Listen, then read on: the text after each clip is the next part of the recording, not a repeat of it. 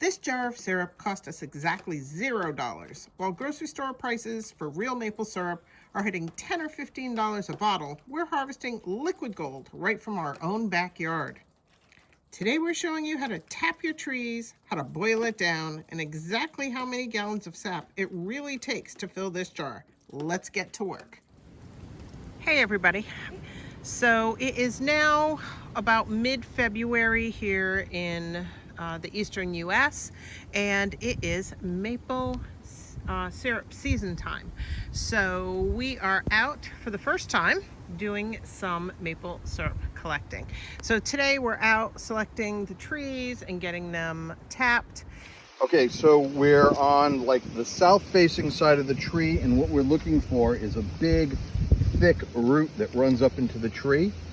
And if you can't see any roots at the base, you're looking for a branch higher in the tree. But I'm going to go by a root about 3 feet up approximately, and I'm going to drill a hole. The drill bit you're going to use is going to be appropriate for whatever type of tap you buy, and it's going to have a slight upward angle. That's going to help the sap run out.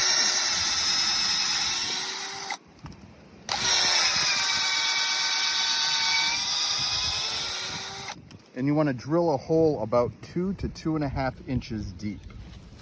I'm gonna take the tap, just hold it up to the hole here, give it a couple smacks so that it doesn't fall out, and we'll get the bucket plugged in. And you can see the sap's running really good. And then I'm gonna hang the bucket on our little hook to make sure the wind doesn't blow it.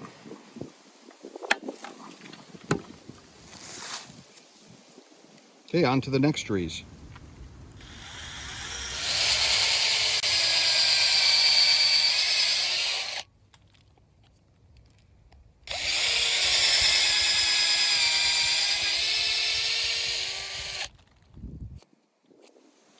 Okay, if you notice there's a lot of wood chips in there, use a stick or something and just clean your hole out and get this stuff out of the way so it doesn't clog up your tap.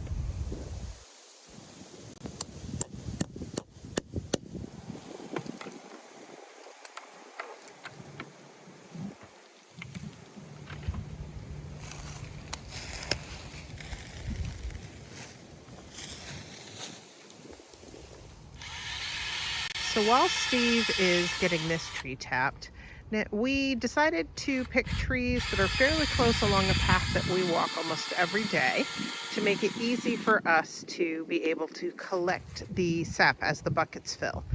We're using 1-gallon food grade buckets with covers, and we've attached a hose through a hole in the middle of the cover that then goes onto the tap, as you may have seen as we've been putting these up. Now, when you're picking a tree, you want to pick a tree that's healthy. We have other trees along this path that are smaller or not as healthy, so we've skipped those. And also, if you're concerned that this may hurt the tree, it doesn't. For the trees, as long as you don't tap it in the same spot every year, you're fine. You can tap the same tree, just not in the same exact spot. You want to go, I think it's like 6 inches away from the last place you tapped. Also, an important thing to know is when you tap a tree and you pull the tap out when you're done, don't put anything into that hole. You're more likely to cause disease in the tree by trying to stuff something in the hole than you are by letting the tree heal itself, which it will do. So also, Steve is drilling that one. I'm going to take a little walk here and go find a couple more trees along the path that we can use. So we have a few different trees here. Here's one here. And this is a good sized tree. And what I'm going to do is I'm just going to set a bucket down here at the bottom for Steve. And then I'm going to go, we have, that tree's kind of small, so I don't want to use that one. But we've got some water. Now, when you're doing this, the rule of thumb is when it's 50 or above during the day and below freezing at night, so that the sap runs. Okay. and that's the best sap. So here we've got another really big tree.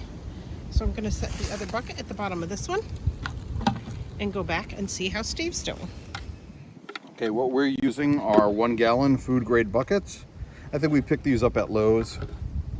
I cut the plastic part of the handle off and gave it a little bit of a kink so it comes to a point. That way it hangs a little bit better.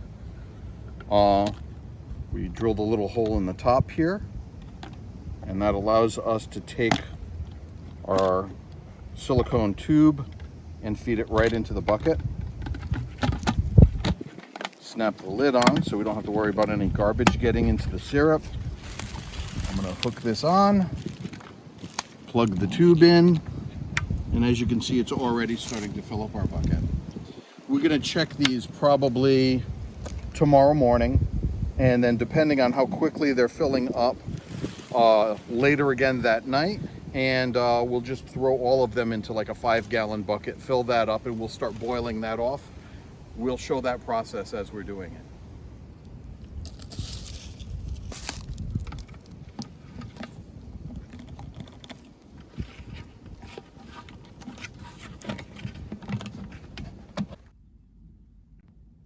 So yesterday the temperature was in the mid-50s. Today it is 30 degrees and snowing. And it's supposed to snow like this all day and into the wee hours of tomorrow. So we'll see where that leads us. But I wanted just to show you one of the reasons why we have covers on our buckets. You can see the buildup of snow. We've got a couple inches of snow on those already. And the covers help keep rain, snow, as well as bugs and debris out of the buckets. So we took the top off. We've got a little bit of sap. There's about this much in the bottom of both of the buckets we have at this tree. So we know we don't have to worry about emptying anything today. And with the temperatures today not supposed to get out of the 30s, we probably won't really see any sap running today, but that's okay.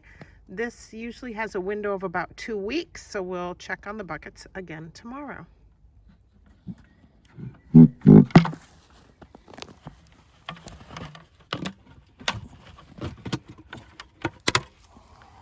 So this bucket is actually almost half full. So there's a big difference in how much each tree is giving. Now this is a much bigger tree. This was the last one in the row, I think, that we had picked. So we'll be coming out again tomorrow to check on these and emptying any that we need to.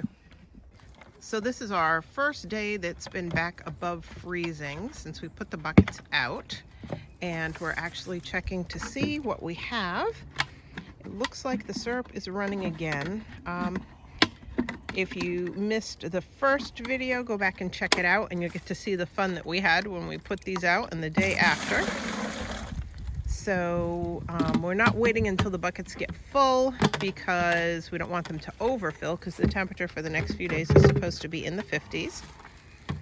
But you can see it's not a difficult process to take them down, empty them, put the hose back in, and then move on to the next one. So the first one was probably about 1/4 of the way full, and I'm gonna take a guess. This one is gonna be about the same. And there we are, about 1/4 of the way full with syrup. So let's go get the rest of these dumped and then we'll be back.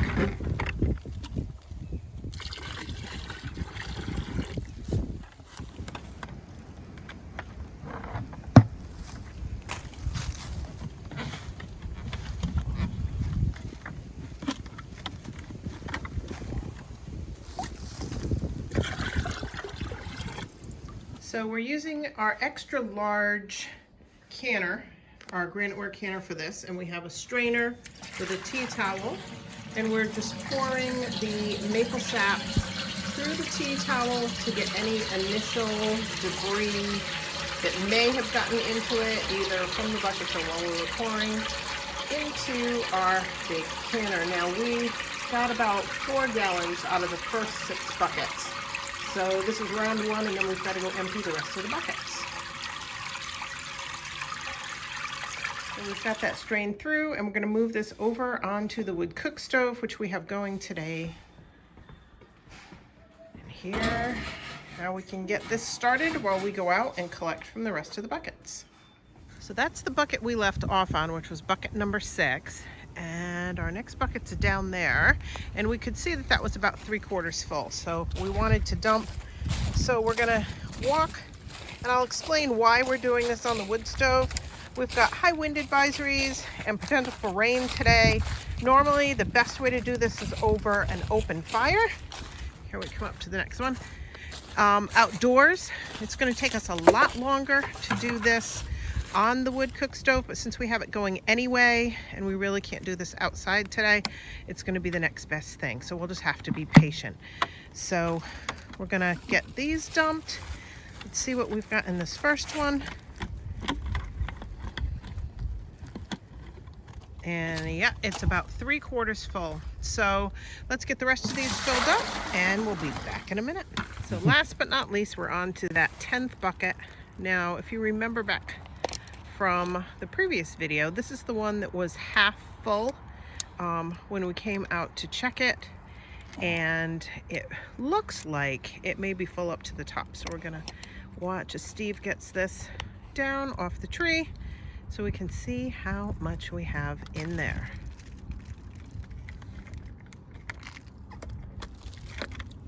Oh yeah. Oh yeah, the sap's coming out the top of the bucket.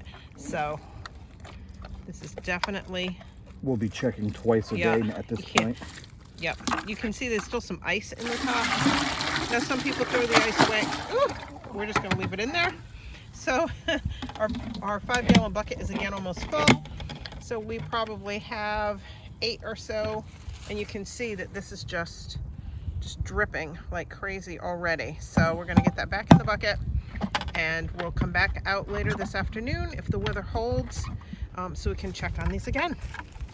So we've got about 4.5 gallons in the second bucket. We're using a second canning pot for this, using the same tea towel.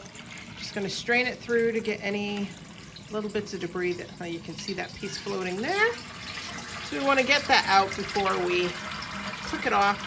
And we're gonna do the 2 pots for a couple reasons. One, it wouldn't all fit in one pot. And this allows us, as it does start to evaporate down, we're just gonna pour from one pot into the other as it continues to evaporate down, and this will free this pot up. So if we go out and get more syrup this afternoon, we have some place to put it. So this is gonna be a fun process. Can't wait to see how it goes. All right, so we are temporarily covering both of these pots, which may seem counterintuitive to wanting them to evaporate off, but what we want to do is get them up to a boil. And once they come up to a boil, then we'll take the covers off. All right, I don't know if you can hear what I hear. Gonna lift the cover off. Our first pot is starting to come to a boil. So we're going to take the cover off so that that can evaporate. The second pot, I don't think has come to a boil yet. Not yet. So we're going to put the cover back on and leave the cover on that one until it comes up to a boil. But we've got the first pot at a boil, and we're just going to let this go and see what happens. So what was about 9 gallons of sap has really been boiling down. We've had it going since yesterday. What was 2 pots is all in just the bottom of this one. So we just went out and got another 5 gallons, and we're gonna marry that into this after we have it strained. So we're pouring in what we've strained into the pot, and we're gonna be keeping this going. We've got more to strain and put in, but the process continues.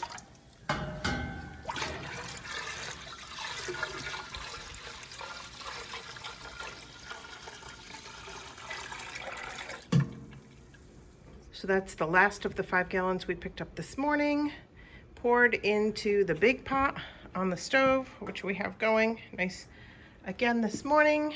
And we're gonna bring that back to a boil and keep it going. So the syrup has boiled down quite a bit, and we're now checking the temperature. We are at about 204 degrees. We need to get it up to 219 at a boil. So So we're gonna go a little bit longer and we'll be back. So the sap has really boiled down. You can see that it's now a nice golden color. We've hit our 219 degrees, so we're gonna get it off the stove and get it strained again.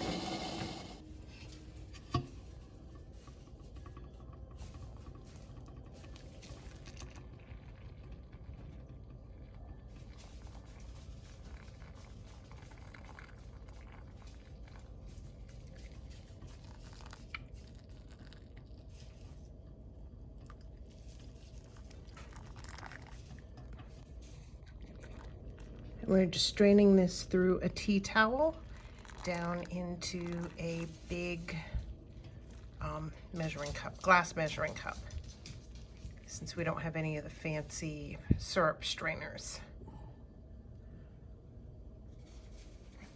You can see the syrup through the steam running down into the measuring cup, through the cloth.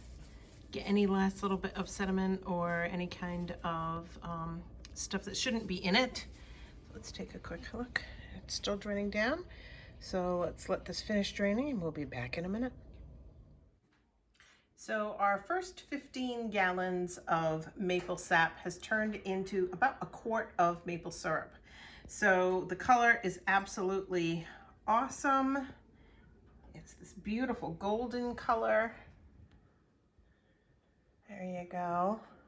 And the house smells absolutely amazing. Steve has already tried some and given it his seal of approval. So, yep, we're gonna get this poured off into the jars and we'll be back in just a sec. So we have our quart of syrup all jarred up. We have 3 bottles that are ready to go onto the pantry shelf as soon as I get them labeled. We have 1 left that we're gonna keep out to use, and Steve is already talking about having pancakes for breakfast tomorrow, so I definitely know he likes it. This is really only from about 3 days worth of sap collecting, because we had that snowstorm and then temperatures went down below freezing and we weren't getting any sap out of the trees. So we are still going to be collecting more, and the temperatures are supposed to go above 50 during the day and below freezing at night by middle of this coming week. So super excited to be able to collect some more and see how much sap we can make. So now that the syrup is finished for this batch, we're going to continue on collecting more sap, making more syrup while we can this year. We'll make sure to leave links to all the items we used to make the syrup and what we also used when we were collecting the sap. Remember, give this video a like if you enjoyed it, share it out. It super helps our channel. And if you haven't already subscribed, subscribe. And until next time, everybody, have a good one. Bye.